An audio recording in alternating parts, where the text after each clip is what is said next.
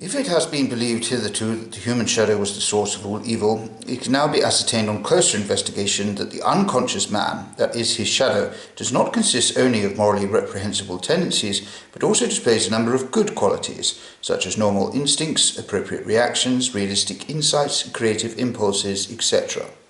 On this level of understanding, evil appears more as a distortion, a deformation, a misinterpretation and misapplication of facts that in themselves are natural.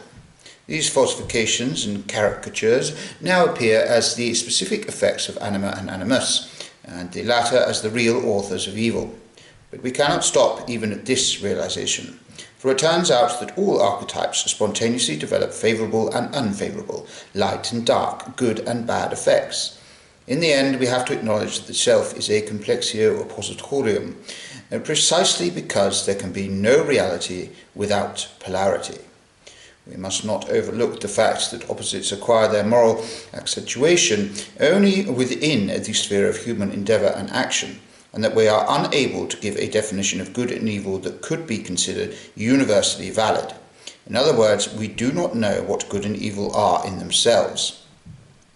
It must therefore be supposed that they spring from a need of human consciousness, and that for this reason they lose their validity outside the human sphere.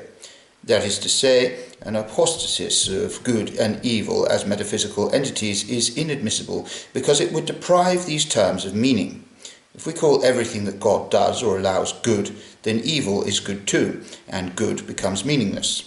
But suffering, whether it be Christ's passion or the suffering of the world, remains the same as before. Stupidity, sin, sickness, old age and death continue to form the dark foil that sets off the joyful splendour of life.